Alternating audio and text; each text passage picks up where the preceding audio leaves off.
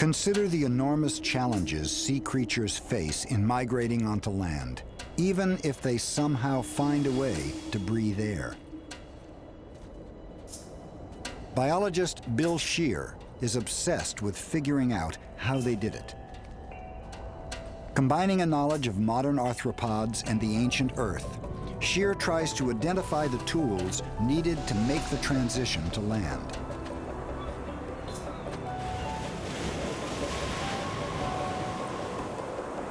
But how did they initially survive that perilous step from the sheltering ocean to the treacherous conditions of land? Shear suspects they discovered a special bridge between land and sea, one that still exists. The historic bridge permitting the conquest of land may have been nothing more elegant than simple algae. Long a food source and home for aquatic dwellers, these mats grew along shorelines and above the water's edge on land. Perhaps they served like base camps, providing food and habitat to launch the invaders into the terrestrial world. Under those mats, conditions were tempered, and that gave them the time they needed to develop the new adaptations that would take them fully onto the land. Much of this chapter of the invasion story was completely unknown until recently, when a surprising piece of evidence came along that changed everything. A secret was uncovered in the fossil remains of early plants, which were spreading onto the continents. Within the plants, researchers found what they thought could be the microscopic remains of ancient arthropods. At first, their discoveries were dismissed. But with these new clues, an expert in arthropod anatomy like Bill Shear would be able to rewrite major chapters in the Book of Life.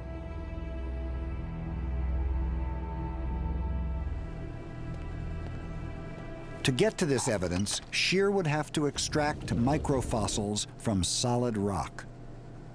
He used hydrofluoric acid to dissolve away the rock and leave behind only the organic fragments it contained, the remains of plants and animals.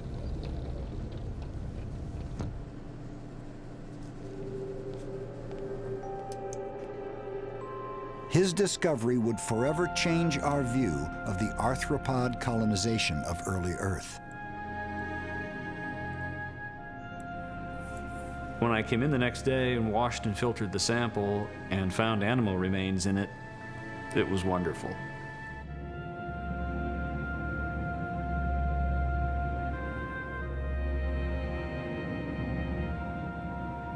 I can remember seeing some of the really striking fossils for the first time. You just get a feeling of excitement that's probably very similar to scoring the big touchdown at homecoming, in the homecoming game.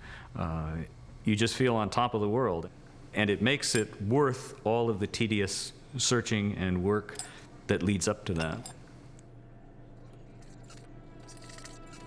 Shear now had the remains of the little invaders, but they were only fossil fragments. In order to see an entire animal, he would have to reconstruct them piece by piece. It was like assembling the pieces of a jigsaw puzzle without benefit of the picture on the box. One of the first creatures unveiled, an early ground-living spider.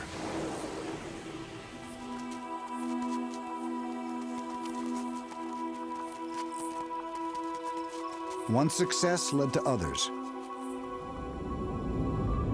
Gradually, Shear identified an array of early land colonists.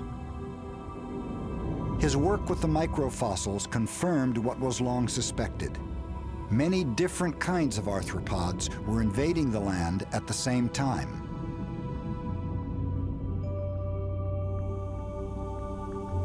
In Shear's mind's eye, the world of 380 million years ago was beginning to come into focus.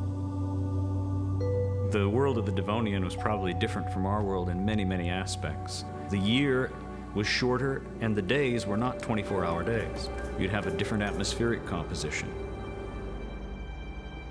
The plant life would look quite different, strikingly different. Just a few species of plants growing very densely, and these plants would look quite primitive. The ancient plants may have looked different, but like their modern equivalents, they created microclimates that rendered the terrestrial world more hospitable. Imagining life without arthropods is almost an impossible task because they are so intimately involved in virtually every aspect of life on Earth. Arthropods are found in every habitat. There are arthropods that are adapted to live in hot springs near boiling. They're found on the tops of the highest mountains. They're found at the bottom of the deepest trenches in the sea. This is truly an arthropod planet.